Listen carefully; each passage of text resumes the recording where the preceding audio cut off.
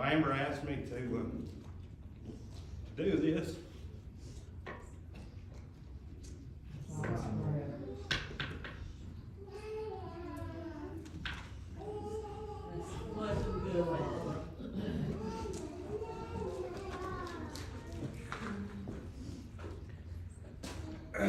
So she asked me to do it a while back. I told her no. It's when we was building a house, whatever. And she asked me again.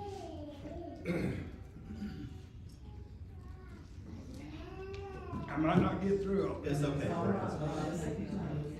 Amen.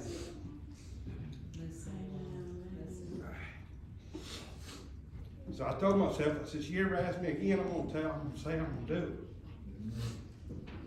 So anyways, growing up as a kid, I grew up in church, had a great family. We was in church about every Sunday, vacation Bible school. Got saved when I was 12.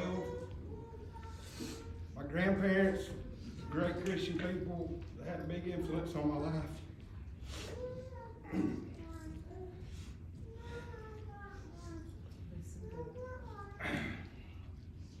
Never did get in any trouble. I was too scared to get in trouble. I mean, we did stuff, as kids, boy stuff. Never did, scared to death of police. Didn't ever want to get in trouble. Never even took a piece of bubble gum or nothing from the store that I can ever remember. I remember, y'all, I think y'all got something in school now. What's it called, Champs or something? Or I know we was in school. It was what, Dare? Dare. So Dare would come, and I can remember sitting there and they'd tell you, okay, that you don't need to be doing this. Stay away from this and drugs and alcohol. I remember sitting there thinking, I would never do anything like that. Never.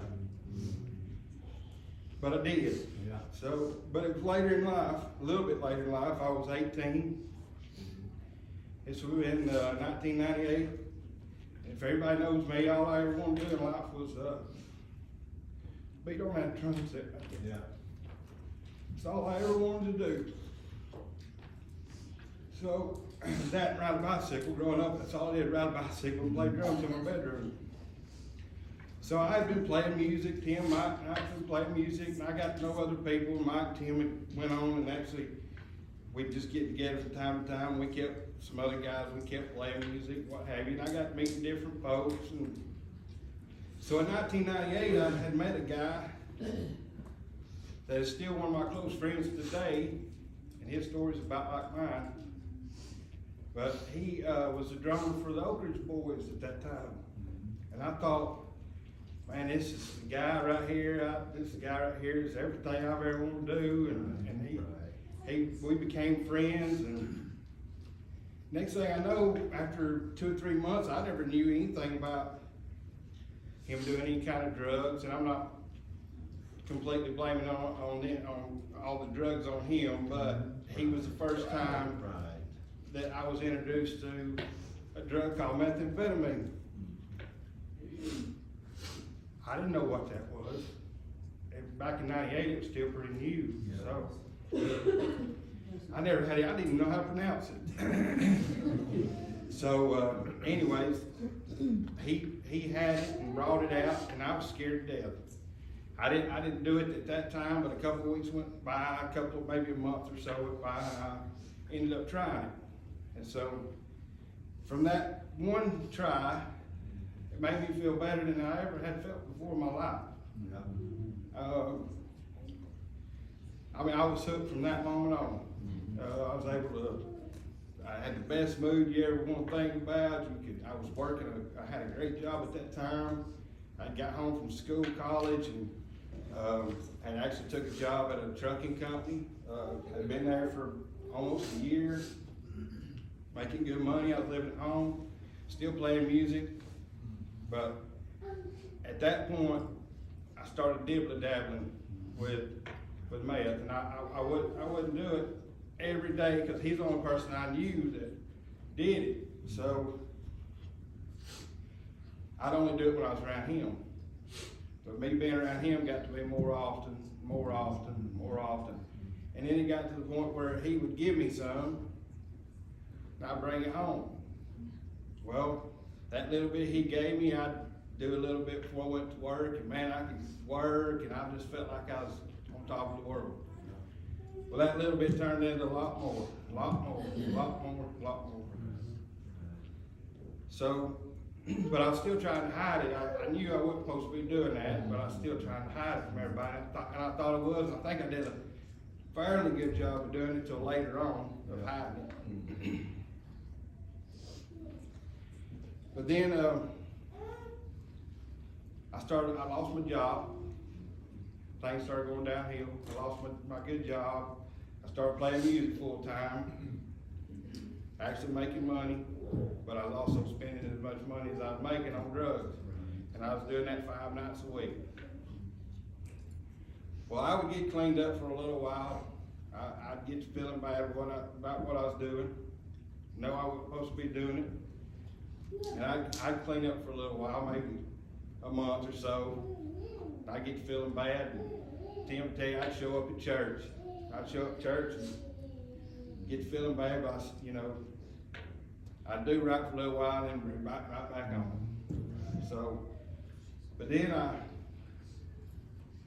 cleaned up for a little while, and I met Mason's mom. We got married.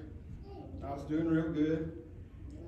Now, I can't tell you what all the triggers are that causes you to do stuff, but I can't tell you what my triggers are. Mainly, I guess, just being around the wrong crowd.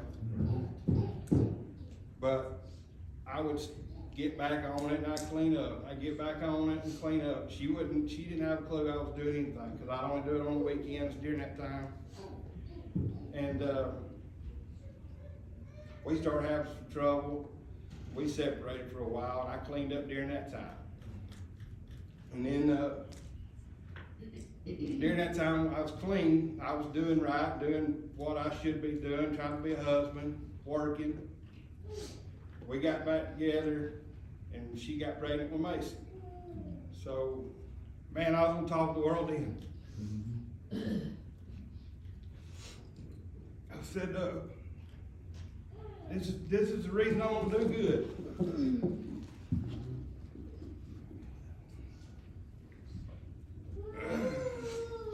So anyways, I was clean through most of the pregnancy, even right after the pregnancy. So for 9 months, I did good. I cleaned up. I was doing landscaping work. It was actually what I went to school to study for. I didn't completely graduate, but I knew the ins and outs of it. Was working and making good money and working a lot. And so I've been clean close to probably 10 months at that time. That's the longest I'd ever been clean. And I was mowing a Golden Gallon. We mowed the Golden Gallons, and I'll tell you which one was it. Mission Ridge Road, right up there, Mission Ridge. And I had blowed that whole parking lot. And when you blow in a Golden Gallon parking lot, you find everything. Cigarette butts, you find lottery tickets. I mean, you got a pile of trash when you get done. And I had seen everything in that parking lot I blew. And when I got down the end of that parking lot, I went to turn around and go get a shovel and a bag and get this big pile. This garbage is all piled up that high. Rick, tell you, he used to do landscaping. So I go to turn around my blower, and when I did, I just barely hit that pile of garbage. And when I did, a bag of dope, about that big round, rolled out of that pile of garbage. And I looked down and I looked at it, and I seen it, and I tell you now, that comes straight from the devil. But I seen that bag of dope, and I looked around, I opened it up, made sure it was what it was. I put it in my pocket, and I couldn't wait to get home. And when I got home, I smoked it. And that bag lasted me for a little while, and I was right back to doing what I had been doing. So that went on, and I can't tell you exact dates, but this went on for a period of 10 years. So anyways, so after all that, I was back on drugs again, still trying to hide from Jennifer. I had Mason at home, wanting to be who I am now, but I couldn't because I was just hooked on drugs. So, I left doing landscaping and couldn't, here we go again, I couldn't keep a job. I just job hop from this job to this job to this job, and all I was worried about was drugs, that's it. So, anyways, I took a job with my cousin, doing heat and air, and just helping him. And being on drugs will make you do things that you don't normally do.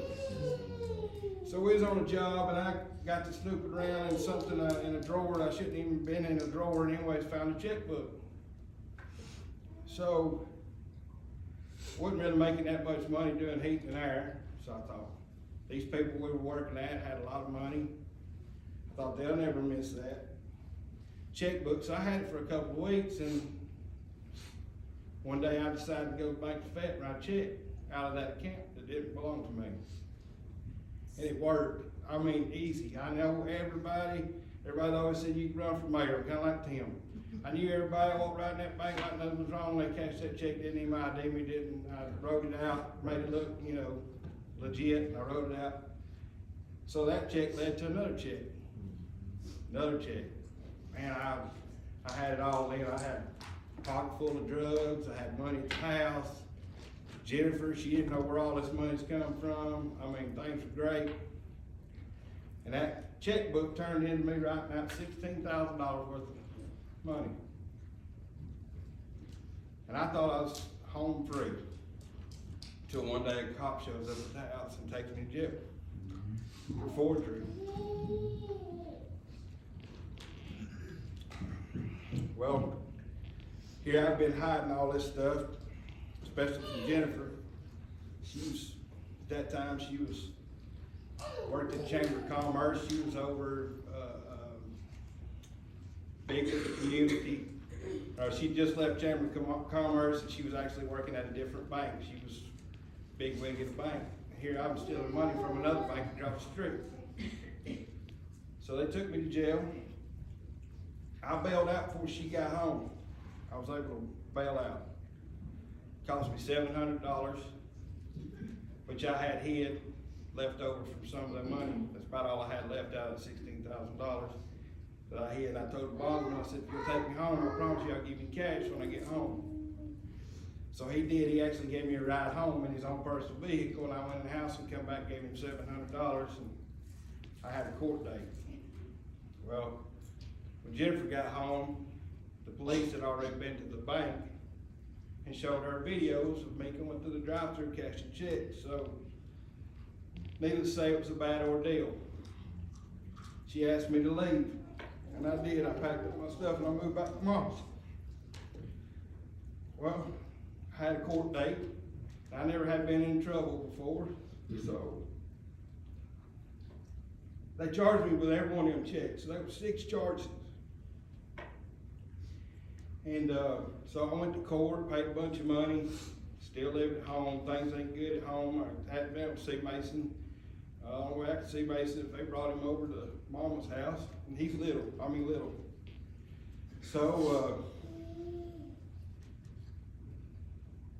So I went to court, and they told me, said, well, since you've never been in trouble before, said, we're gonna give you probation, and we're gonna give you a First Offenders Act, and if you never get in trouble again in 10 years, this will go off your record. Because people knew that something was going on, because it wasn't like me at all to do anything like that. So I took that as a wake-up call for a little while, and I started doing good again. And I got a great job. I still live at Mama's, trying to work things out with Jennifer. And I got a great job up on the mountain at a golf course. And that golf course, y'all know me, I love playing golf. I love everything about that sport, I love it. And I had a great job working in the pro shop. I was working at the clubhouse. They was actually spending a lot of money and sending me around to these different schools to become an assistant pro and actually work for the clubhouse. And all I did was I worked in the mornings, I played golf in the afternoons. I was playing the best golf I ever played in my life. I tell Mason that all the time. So I wish you'd see me back when I was working at golf, but he'll lay whooping on me now. But anyways, so this went on for a while, and like I said, I don't know what triggered what things happened. We did get a divorce, and I feel like that's probably, at that point when I got a divorce and knew it was over with, I had nothing to tie me down, and it was just wide open then. So I was living at Mama's, working, wouldn't stay at Mama's half the time. He wouldn't know where I'd be at. I'd be everywhere, doing drugs. And so I got to know everybody up there, and I mean, they loved me, I loved them, and so I stumbled across some stuff up there that I could take that wouldn't be obvious. So here I am stealing again, which I'm very ashamed of. So I stole 5 TVs from that place up there. Well, I was the one working they had condos and everything, so I stole them out of condos, and I would steal them out of condos that I knew wasn't gonna get rented. Because I knew that if somebody rented them pretty quick, that no TV was gone, so I knew I'd get away with it for a while. And in my head, I'm thinking, well, if they do come up missing, they'll never think it was me. Well, they didn't at first. I never had a clue it was me. So they started checking around. I had the cops up there and found out I had a little bit of a record. And then they started questioning me. Well, took me down to the jail, and I confessed to it. They told me they was gonna, it scared me to death. Told me they was gonna give me a lie detector test and find out, and they knew it was me, and come to find out they didn't even know it was me, but I just come out, they scared me to death to where I told them it was me, which it was. So anyways, all that happened. They actually gave me the golf course, they liked me so well up there. Said, if you just bring us the TVs back, said, we won't even charge you. Said, you got that little boy at home? I'd been bringing Mason up there some, and he's taller then. And said, you got that boy at home? Said, we know you made a mistake. Said, you'll bring us the TVs back. We won't even charge you. Well, I couldn't produce the TVs. They gave me three days to do it. Couldn't produce the TVs, and I knew I couldn't. But then they pulled me on the side of the road and took me to jail, and at this point I'm on probation, so I can't get out of jail. I didn't know how any of that legal system worked, but I couldn't get out of jail.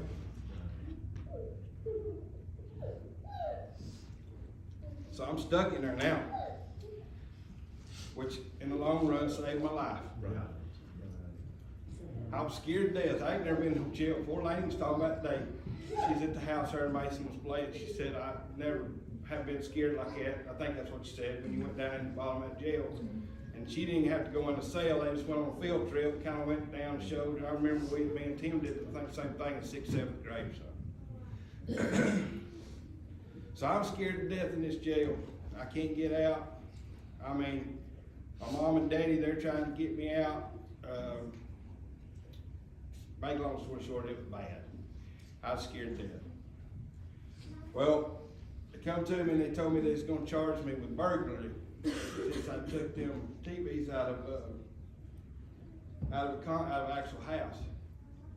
And each one of those TVs was 5 of them. Each one of them was gonna carry 5 years. So that's 25 years. Plus, the 6 forgery charges I had before was gonna run in, so I was looking at about 40 years in prison. I didn't know what I was gonna do. Because I knew, I said, this is not me, this is not who I am, this is not who I wanted to be. I was sick and tired of the drugs, but I couldn't quit. Well, about 2 or 3 weeks went by, and God had convinced them lawyers that, the judges and the lawyers, that this is all God, because I was looking at 40 years. They come to me and said, you had a key to them buildings, didn't you? I said, I did. Said, there wasn't nobody living in them buildings either. I said, no.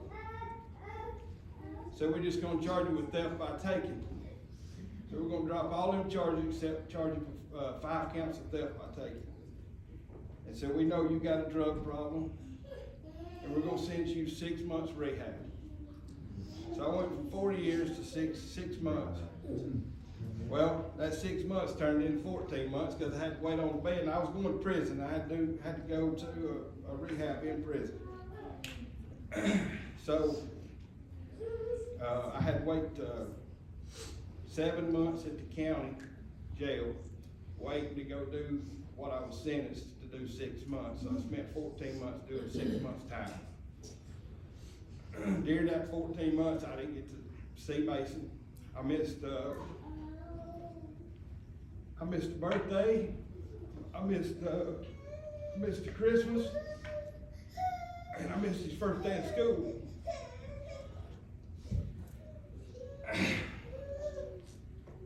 But if I hadn't missed that, I've missed everything else in his life. So, for the first 2 months at the county jail, almost 2 months, I spent in a regular cell. And what they do there, just telling y'all for the kids, I want y'all to know. Lady thinks she's scared just going in the door. When you, in the mornings, you get up, you eat twice a day. They get you up at 7 o'clock, they turn the lights on, they count everybody, make sure everybody's there. You get to eat breakfast, which is awful. Worst food you could ever eat. And then you eat, they turn your trays back in, they turn the lights back off, and you stay in your cell the rest of the day until supper. Because if they got the lights off, most people's asleep, and that's what the guards want you to do. They want you to sleep most of the day, so they don't have to do nothing. They don't have to worry about you fighting, getting, stuff going on inside the cell. If everybody's asleep, then it's better. So pretty much sit in a dark cell for almost 2 months. And I had put in for a trustee job. And a trustee, you get to actually get out and work a little bit. And they had told me I got to know, me, I'm gonna talk to, even though I'm in a bad situation and I'm a sober mind. I mean, I'm back to me. I'm back to good old Brad. So my daddy always said that he said I could talk my way out of everything. But anyways, I love to talk. So I got to know some of the guards down there pretty well when they'd come to the door and we'd talk and, they sat there. So next thing you know, I put in a letter for a trustee job, which they said normally takes forever. Next day they come told me to pack my stuff. I was moving to trustee. So I got to be a trustee and I actually got out of that dark cell and I actually felt like a human being. But it was embarrassing to be out in town, you be in your orange jumpsuit, people still hollering at you. But that's just what I had to go through. So then I finally got a call. One of the guards come and told me that night, said, you're leaving in the morning, because you never knew when you was going to get to leave.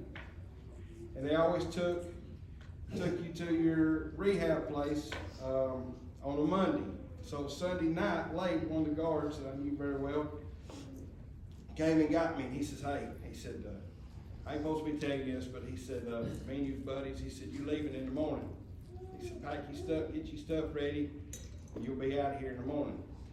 And I was so happy because at that point I knew when I was going home, I knew I had 6 months. I was going to my rehab, I had 6 months. So I get up to this place, and here I'm still scared to death. I ain't never been in a fight, so here I'm scared to death, in this place. They hauled me up here to Walker State Prison, which God interacted on that too.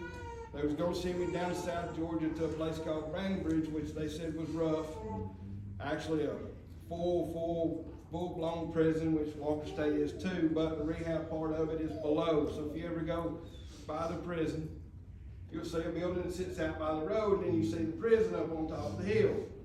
So the part down below is nothing but the rehab place. So yes, you are in prison, but I'm not up there. I'm up there with a bunch of other addicts.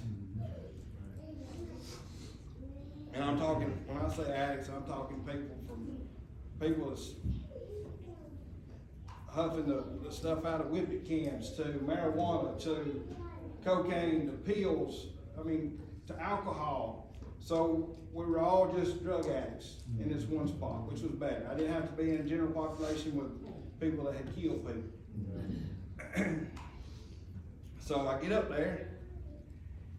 First thing they do is they put you in between this, and when I had got arrested, it was summertime, and hot, and I had on shorts and t-shirts, so that's what I had to leave in, was those same shorts and t-shirt that I got arrested in. So when they took me up there, it was cold. It was, I'd been February. They made me stand out there in between those two fences for an hour and a half. I stood there shivering for an hour and a half, already nervous, so that adds to it. So I was already nervous, and they finally come out and got me. I had nothing other than just some clean socks and clean underwear, is all they let me take. They take me in, they strip me down naked, they shave my head. I mean, they shaved me just like military. And they took a pump-up sprayer and they sprayed me down with this lye stuff. They just spray you completely down and then make you take a shower. They give you a jumpsuit and you go get your stuff, give you boots. It's kind of like a military suit, jumpsuit type deal, wear boots. Everybody's shaved heads. You got to march everywhere. You got to ask permission to speak.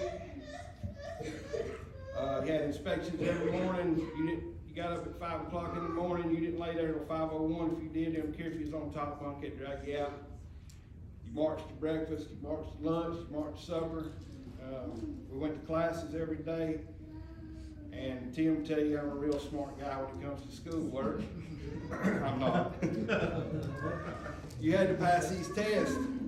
You had 4 different phases. So you had 4 phases. You had to take a test. And at the end of each phase, if you didn't pass that test, it could bump you back to starting that phase over. So even though I was sentenced to 6 months, I could have stayed there longer if I didn't pass those tests. But I passed them all. But the whole time I was there, their main thing was that they talked about, one of the main things was, what are you going to do when you get out? The main thing they talked about was urges and cravings. And they said that's the reason most people, when they get out, for one, they hang around the people that they just hung around with when they got in trouble. And 2, their urges and cravings, they taught you how to try to fight those off. Keep you from going back like I had done previous years. Clean up, go back, clean up, go back. So, but that's why I want to thank God for all of it. But God come in that picture, and He took that from me. I didn't have to study on it. He took that from me, and I've never had an urge or a craving since August 31st of 2008. Amen. So that's been 14 years. I've been clean 14 years. I lost everything I had, but God knew that, and I had a great family base. I had a great friendship base. My friends, they never gave up on me. Mike and Tim, not only them 2, but other friends, they knew that was not what I was supposed to be doing. But God knew that even though I had hit rock bottom, which I needed to, God knew that I needed, that I was going to meet somebody that needed a husband, and they had 2 kids and needed a daddy. So, in order for me to be I finally get to be a good daddy to Mason, and I get to be a good daddy to Patrick and Madison. So, I wanted to adopt the kids after Dan and I got married. She needed me just as much as I needed her. And yesterday, 11 years we've been married. But I said, they'll never let me adopt them kids. I said, not my record. Didn't even bat an eye. Same courtroom that I went in to go to jail in. Same judge told me, he said, this is one of my best days. He said, best cases for the day. He said, I'm going to get you out of the way first. And I know people that I seen that I had been locked up with was there, and I know that in their mind, which I don't care, was thinking, oh, he's already back in here. But they didn't know why I was in there. So they didn't bat an eye at me adopting the kids. So now I went from 1 son to 3 kids in a totally new life. And I'm not perfect. I won't ever be perfect, but I ain't where I used to be. But I want to tell my story today because I know kids today deal with a lot more stuff than what we deal with, or what we dealt with when we were kids. So I told you all that to tell you that in my case, it was one time I tried something and I was hooked. And it changed my whole life. So I know y'all have them vaping pens, y'all have, I mean, everything.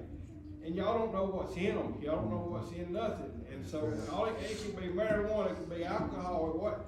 All it takes is one time. So if I can say anything today, it takes a bigger man or a woman to say no than it does to say yes. And always watch your company. Always watch your company. But on a side note, I want to tell you about my friend I was telling you about. His story. He's working for a multi-billionaire. He went to jail, also working for a multi-billionaire. He's in charge of all of his funding. His life is just like mine. I actually work for a billionaire myself. Now, I would never think about taking anything ever again. I get to fly on private jets. I mean, you think I went from jailhouse to a job that I dearly love and very, very blessed in life. I know it ain't about material things, but I've got more. I've got more than we've ever had in our life, and it's all because of God. So watch your company and say no. It takes a bigger person to say no. Amen.